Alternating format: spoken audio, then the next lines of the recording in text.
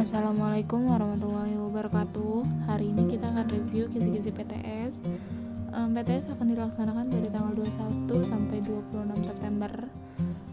PTS berupa 30 soal pilihan ganda, jadi kalian hanya perlu memilih salah satu dari jawaban yang disediakan. Materinya 2 bab yang telah kita pelajari kemarin. Kita akan mulai sekarang. Jadi di sini ada makna, hak dan kewajiban asasi manusia. Menurut Undang-Undang Republik Indonesia Nomor 39 Tahun 1999, hak asasi manusia adalah seperangkat hak yang melekat pada hakikat dan keberadaan manusia sebagai makhluk Tuhan Yang Maha Esa dan merupakan anugerahnya yang wajib dihormati, dijunjung tinggi dan dilindungi oleh negara, hukum, pemerintah, dan setiap orang demi kehormatan serta perlindungan harkat dan martabat manusia. Jadi secara singkatnya, hak itu udah melekat dalam diri manusia sejak dia lahir. Nah, dan di sini ada pasal 1 ayat 2 Undang-Undang RI Nomor 39 Tahun 1999 tentang hak asasi manusia menyatakan kewajiban dasar manusia adalah seperangkat kewajiban yang apabila tidak dilaksanakan tidak memungkinkan terlaksananya dan tegaknya HAM. Jadi kalau dia nggak melaksanakan kewajibannya, itu dianggap tidak terlaksananya dan tidak tegaknya hak asasi manusia. Jadi nggak kurang imbang. Jadi harus imbang antara hak dan kewajiban. Lanjut, di sini ada instrumen hak asasi manusia internasional. Jadi ini yang ada di dalam PPT ini hampir semuanya akan keluar dalam PTS. Di sini ada macam-macam instrumen HAM. Ada Piagam PBB 1945, ada Deklarasi Universal HAM 1948, ada Kovenan Internasional tentang Hak Sipil dan Politik, dan yang terakhir Kovenan Internasional tentang Hak Ekonomi, Sosial, dan Budaya. Ini hanya sedikit dari banyaknya instrumen HAM internasional. Lalu ada faktor penyebab pelanggaran HAM terjadi. Nah, di sini terbagi menjadi 2, faktor internal dari dalam diri seseorang dan faktor eksternal dari lingkungan seseorang yang bersangkutan. Faktor internal di sini adalah sikap egois atau terlalu mementingkan diri sendiri. Yang kedua, rendahnya kesadaran HAM. Yang ketiga, sikap tidak toleransi. Jadi yang kedua ini rendahnya kesadaran HAM. Hal ini menyebabkan pelaku pelanggaran HAM berbuat seenaknya. Jadi pelaku tidak mau tahu bahwa orang lain mempunyai hak asasi yang sama yang harus dihormati. Nah, makanya ini disebut rendahnya kesadaran HAM. Sikap tidak toleran. Sikap ini menyebabkan munculnya saling tidak menghargai dan tidak menghormati atas kedudukan atau keberadaan orang lain. Sikap ini pada akhirnya akan mendorong orang untuk melakukan diskriminasi. Nah, makanya ini dianggap sikap tidak toleran karena mendiskriminasi orang lain. Lalu ada faktor eksternal, penyalahgunaan kekuasaan. Yang kedua, ketegasan aparat penegak hukum, penyalahgunaan teknologi, kesenjangan sosial dan ekonomi yang tinggi. Kalau penyalahgunaan kekuasaan tidak hanya menunjuk pada kekuasaan pemerintah, tetapi juga bentuk-bentuk kekuasaan lain. Contohnya, kekuasaan di dalam perusahaan, para pengusaha yang tidak memperdulikan hak-hak buruhnya, jelas melanggar hak asasi manusia. Oleh karena itu, setiap penyalahgunaan kekuasaan mendorong timbulnya pelanggaran HAM. Tapi yang dimaksud di sini adalah para pengusaha yang hak asasi manusianya itu pemberian upah kepada para pekerjanya. Lalu ketidaktegasan aparat penegak hukum. Aparat penegak hukum yang tidak bertindak tegas terhadap setiap pelanggaran HAM tentu saja akan mendorong timbulnya pelanggaran HAM lainnya. Penyelesaian kasus pelanggaran HAM yang tidak tuntas akan menjadi pemicu bagi munculnya kasus-kasus lain. Jadi kalau misalkan ada kasus HAM tidak tuntas, maka akan muncul kasus baru yang lain dengan motif yang sama, karena dianggap masalah yang kemarin aja dibiarkan begitu saja, berarti kalau misalkan masalah ini muncul akan dibiarkan begitu saja, jadi akan timbul terus kasus pelanggaran lainnya. Lalu penyalahgunaan teknologi.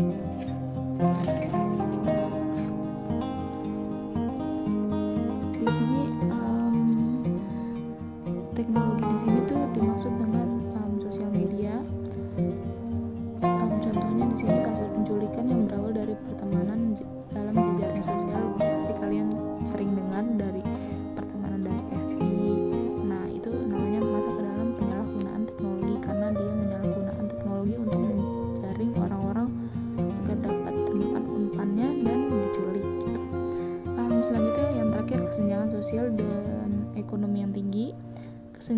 menggambarkan terjadinya ketidakseimbangan yang mencolok di dalam kehidupan masyarakat. Pemicunya adalah perbedaan tingkat kekayaan atau jabatan yang dimiliki. Apabila hal tersebut dibiarkan, akan menimbulkan terjadinya pelanggaran HAM, misalnya perbudakan, pelecehan, perampokan, bahkan pembunuhan. Lalu di sini ada perundang-undangan. Balik lagi tadi Miss ingatkan, yang ada di dalam PPT ini hampir semuanya bisa jadi keluar. Jadi kalian harus perhatikan baik-baik. Perundang-undangan di sini ada yang pertama Undang-Undang Nomor 26 Tahun 2000 tentang Pengadilan HAM adalah pengadilan khusus terhadap pelanggaran HAM berat yang diharapkan dapat melindungi HAM, baik perseorangan maupun masyarakat. Lalu yang kedua ada Kepres, ketentuan peraturan presiden nomor 50 tahun 1993 mengatur tentang Komnas HAM. Dan yang terakhir Undang-Undang Dasar 1945 pasal 1 ayat 2 berbunyi tentang kedaulatan berada di tangan rakyat dan dilaksanakan menurut Undang-Undang Dasar 1945. Lalu di sini selanjutnya ada makna demokrasi. Demokrasi berasal dari dua kata bahasa Yunani. Yang pertama demos yang berarti rakyat, dan selanjutnya kratos atau kratein yang berarti pemerintahan, sehingga demokrasi dapat diartikan sebagai pemerintahan rakyat. Nah, ada salah satu pandangan menurut Abraham Lincoln, demokrasi adalah suatu sistem pemerintahan dari rakyat, oleh rakyat, dan untuk rakyat. Ini terdapat dalam sila keempat, yaitu kerakyatan yang dipimpin oleh hikmat kebijaksanaan dalam permusyawaratan perwakilan. Jadi intinya adalah dari rakyat, oleh rakyat, dan untuk rakyat. Makanya rakyat dilibatkan. Gitu. Selanjutnya di sini ada klasifikasi demokrasi.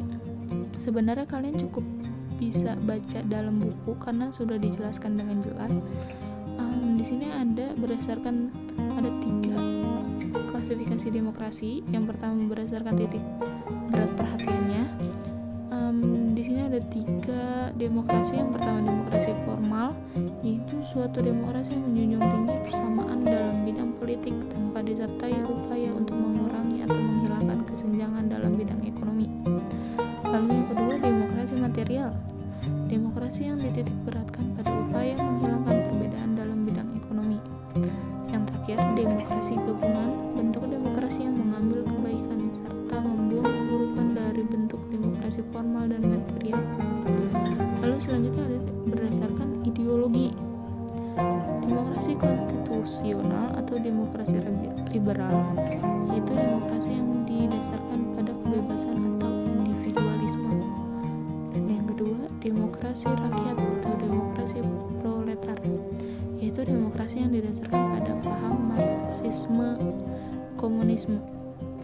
Lalu ada yang ketiga berdasarkan proses penyaluran kehendak rakyat, dibedakan menjadi 2. Yang pertama demokrasi langsung, yaitu paham demokrasi yang mengikutsertakan setiap warganya dalam permusyawaratan untuk menentukan kebijaksanaan umum negara atau undang-undang secara langsung. Yang kedua demokrasi tidak langsung, yaitu paham demokrasi yang dilaksanakan melalui sistem perwakilan. Jadi kalau demokrasi langsung itu kita yang memilih, kita yang menentukan seperti itu. Kalau demokrasi tidak langsung, kita hanya diberitahukan hasil akhirnya, tapi ada yang mewakilkan kita untuk prosesnya. Lalu di sini ada prinsip-prinsip demokrasi. Balik lagi Miss ingatkan, di dalam buku kalian itu sudah jelas. Di sini hanya poin-poinnya. 10 pilar demokrasi konstitusional Indonesia menurut Pancasila dan Undang-Undang Dasar Negara Republik Indonesia tahun 1945. Yang pertama ada demokrasi yang berketuhanan yang Maha Esa. Yang kedua demokrasi dengan kecerdasan, demokrasi yang berkedaulatan rakyat, demokrasi dengan rule of law, demokrasi dengan pemisahan kekuasaan negara, demokrasi dengan HAM, demokrasi dengan otonomi daerah, demokrasi dengan kemakmuran, demokrasi yang berkeadilan. Demokrasi yang berketuhanan yang Maha Esa ini kalau dalam sila pertama itu sama ketuhanan yang Maha Esa yang belum. Jadi demokrasi yang berketuhanan yang Maha Esa ini lebih kepada agama rohani, kecerdasan akliyah, kecerdasan rasional, dan kecerdasan emosional. Itu tadi gabungan dengan demokrasi kecerdasan. Selanjutnya ada demokrasi berkedaulatan rakyat. Kekuasaan tertinggi ada di tangan rakyat. Selanjutnya demokrasi rule of law. Ini mempunyai 4 makna penting. Yang pertama, kekuasaan negara Republik Indonesia harus melindungi serta mengembangkan kebenaran hukum, bukan demokrasi ugal-ugalan. Lalu kedua, kekuasaan negara memberikan keadilan hukum, bukan demokrasi yang terbatas pada keadilan formal dan pura-pura. Ketiga, kekuasaan negara menjamin kepastian hukum. Yang keempat, kekuasaan negara mengembangkan manfaat atau kepentingan hukum. Selanjutnya, demokrasi dengan pemisahan kekuasaan negara. Demokrasi menurut Undang-Undang Dasar Negara Republik Indonesia bukan saja mengakui kekuasaan negara RI yang tak terbatas secara hukum, melainkan juga demokrasi ini dikuatkan dengan pembagian kekuasaan negara dan diserahkan kepada badan-badan negara yang bertanggung jawab. Jadi demokrasi menurut Undang-Undang Dasar Negara Republik Indonesia mengenal semacam pembagian dan pemisahan kekuasaan, atau dalam bahasa Inggris disebut division and separation of power, dengan sistem pengawasan dan perimbangan, check and balance. Lalu selanjutnya ada demokrasi dengan HAM, mengakui hak asasi manusia yang tujuannya bukan saja menghormati hak asasi manusia, melainkan terlebih-lebih untuk meningkatkan martabat dan derajat manusia seutuhnya. Selanjutnya ada demokrasi dengan otonomi daerah. Otonomi daerah merupakan pembatasan terhadap kekuasaan negara, khususnya kekuasaan legislatif dan kekuasaan eksekutif di tingkat pusat, dan lebih khusus lagi pembatasan atas kekuasaan presiden. Jadi tuh demokrasi dengan otonomi daerah ini hanya diberikan kekuasaan kepada daerahnya masing-masing untuk mengurus daerahnya tersebut. Jadi demokrasi dengan kemakmuran. Demokrasi itu bukan hanya soal kebebasan dan hak, bukan hanya soal kewajiban dan tanggung jawab, bukan pula hanya soal mengorganisir. Demokrasi bukan pula hanya soal otonomi daerah dan keadilan hukum. Demokrasi menurut undang-undang ini ternyata ditujukan untuk membangun negara kemakmuran oleh dan karena untuk sebesar-besarnya kemakmuran rakyat Indonesia.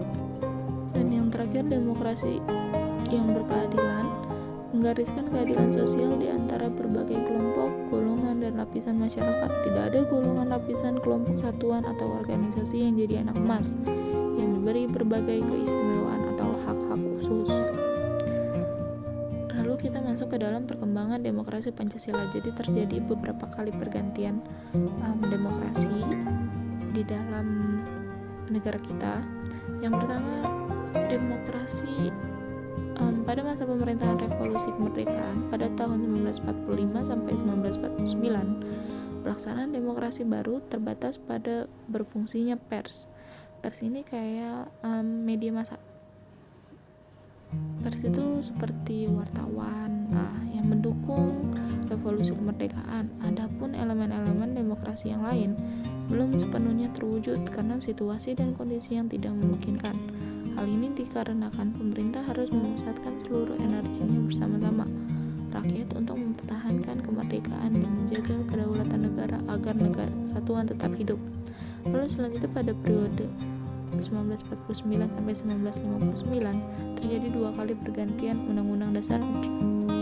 Pergantian yang pertama pada waktu 27 Desember 1949 sampai dengan 17 Agustus 1950 itu berganti menjadi konstitusi RIS, berganti bentuk negaranya dari kesatuan menjadi serikat. Sistem pemerintahan juga berubah dari presidensial menjadi kuasi parlementer. Makanya ini disebut demokrasi parlementer. Nah, yang kedua, pergantian konstitusi RIS dengan Undang-Undang Dasar Sementara atau UUDS 1950 pada rentang waktu 17 Agustus 1950 sampai dengan 5 Juli 1959. Dan pada masa yang kedua juga berganti kembali, bentuk negara kembali berubah menjadi negara kesatuan dan sistem pemerintahan menganut sistem parlementer. Nah, makanya tadi diingatkan kembali pada tahun ini disebut demokrasi parlementer. Dan pada tahun 1959 sampai 1965 masih pada masa jabatannya Presiden Soekarno, ini memasuki demokrasi terpimpin, dianggap merupakan pembalikan total dari proses politik yang berjalan pada demokrasi parlementer. Jadi konsep terpimpin ini dalam pandangan Presiden Soekarno yang pada saat itu menjabat menjadi presiden adalah dipimpin oleh hikmat kebijaksanaan dalam permusyawaratan dan perwakilan. Jadi balik lagi menjadi dari rakyat, oleh rakyat, dan untuk rakyat. Selanjutnya 1965 sampai dengan 1998 ini masa Orde Baru dan masa-masa kejayaannya Presiden Soeharto. Di sini Presiden Soeharto dipilih menjadi Jenderal Soeharto dipilih menjadi presiden, era yang kemudian dikenal sebagai Orde Baru dengan konsep demokrasi Pancasila. Visi utama pemerintahan Orde Baru ini adalah untuk melaksanakan Pancasila dan Undang-Undang Dasar 1945 secara murni dan konsekuen dalam setiap aspek kehidupan masyarakat Indonesia. Makanya dengan visi tersebut Orde Baru memberikan secerca harapan bagi rakyat Indonesia. Rakyat Indonesia mengharapkan adanya perubahan politik menjadi lebih demokratis, lebih memberikan kesempatan kepada rakyat untuk menentukan pilihannya, mengeluarkan pendapatnya, seperti itu. Lalu selanjutnya pada tahun 1998 sampai dengan sekarang itu memasuki era sebelumnya era baru hanya dengan konsep demokrasi Pancasila, akan tetapi 1998 ini sampai dengan tahun sekarang kita ini menjadi demokrasi Pancasila yang telah diterapkan. Dan era ini pun menjadi masa transisi atau masa jatuhnya pada awal tahun 1998 ini menjadi masa diturunkannya jabatan dari Presiden Soeharto, diturunkan dan terjadinya demo besar-besaran di Indonesia di beberapa lokasi yang akhirnya memberikan kesempatan kepada kita untuk lebih bisa berpendapat, lebih bisa memilih tanpa harus ditekan oleh beberapa pihak. Nah, sekian dari Miss. Jika ada yang ingin ditanyakan bisa bertanya di e-learning. Assalamualaikum warahmatullahi wabarakatuh.